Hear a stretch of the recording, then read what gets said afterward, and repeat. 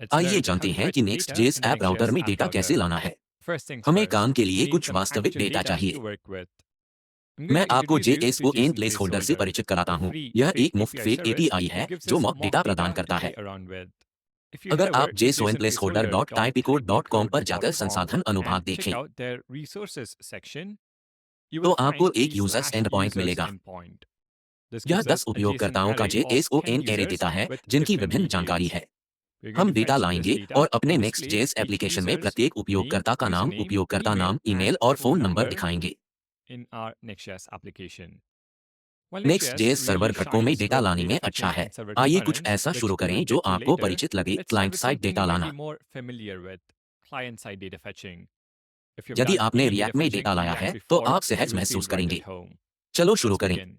अपने ऐप में users client नामक एक नया फोल्डर बनाएं और एक पेज ESX फाइल जोड़ें। मैंने यूजर्स क्लाइंट नाम रखा क्योंकि हम क्लाइंट कंपोनेंट में उपयोगकर्ता डेटा संभालते हैं, लेकिन इसे आप अपनी पसंद से नाम दे सकते हैं। हम जो कोड लिखेंगे, यदि आप पहले React का उपयोग कर चुके हैं, तो यह आपको परिचित लगेगा, इसलिए हम इसे तेजी से आगे बढ़ाएंगे। पहले हम उपयोगकर्ताओं के लिए टाइपस्क्रिप्ट प्रकार परिभाषित करते हैं। हम इसे सरल बनाएंगे और केवल महत्वपूर्ण फील्ड शामिल करेंगे। उपयोगकर्ता में ID, नाम, उपयोगकर्ता नाम, ईमेल और फोन नंबर है। हम इसे यूजर्स क्लाइंट बोलेंगे।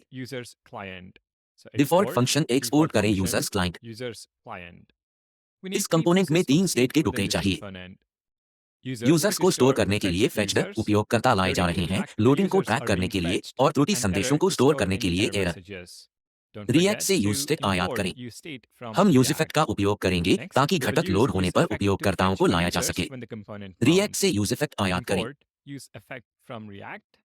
इस कंपोनेंट में मैं यूजइफेक्ट का कोड चिपकाने जा रहा हूं। हमारी यूजइफेक्ट हुक में एक एसिंक फंक्शन है, फेच यूजर्स, जो JSON प्लेसहोल्डर API से डेटा लाता है। यह वही URL है जो हमने पहले देखा था, JSON-placeholder.typecode.com यूजर्स। यदि प्रतिक्रिया गलत है, तो हम एक त्रुटि फेंकते हैं जिसमें लिखा होता है उपयोगकर्ताओं को लाने में विफल और त्रुटि स्थिति को एरर डॉट मैसेज या एक अज्ञात त्रुटि हुई से अपडेट करते हैं। यदि सब कुछ ठीक है, तो हम डेटा के साथ उपयोगकर्ताओं की स्थिति अपडेट करते हैं। जब हम खत्म होते हैं, तो हम लोडिंग को फॉल्स पर सेट करते हैं। हम फेच यूजर्स फंक्शन को यूजइफेक्ट में तुरंत कॉल करते हैं जब कंपोनेंट माउंट होता है। UI के लिए हम हर स्थिति को सही तरीके से संभालेंगे। यदि लोड हो रहा है, तो हम लोडिंग संदेश दिखाएंगे। यदि त्रुटि होती है, तो हम उसे प्रदर्शित करेंगे। अगर सब कुछ ठीक है, तो हम उपयोगकर्ताओं को मैप करेंगे और साफ सूची में दिखाएंगे। उपयोगकर्ता नाम, ईमेल और फोन नंबर। टेलविंड क्लासें मुख्य रूप से स्टाइलिंग के लिए हैं, इसलिए मैं लेआउट और UI को प्राप्त करने की चिंता नहीं करूंगा। आप देख सकते हैं, यह मानक React कोड है जिसमें केवल एक RAC आर्किटेक्चर जोड़ा गया है। हुक्स का उपयोग करने के लिए शीर्ष पर क्लाइंट निर्देशिका का उपयोग करें। ब्राउज़र में, यदि आप लोकल होस्ट 3000 यूजर्स क्लाइंट पर जाते हैं, आपको कुछ समय लोडिंग टेक्स्ट दिखाई देगा और फिर उपयोगकर्ताओं की सूची साफ दिखेगी। हमारे पास उपयोगकर्ता नाम, ईमेल और फोन नंबर हैं। हमारे पास 10 उपयोगकर्ताओं का डेटा है।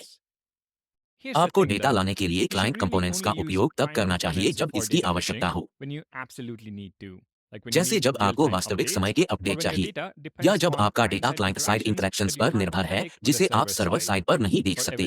अन्य मामलों में डेटा लाने का सबसे अच्छा तरीका सर्वर घटकों के माध्यम से है, जिसे हम बाद में देखेंगे।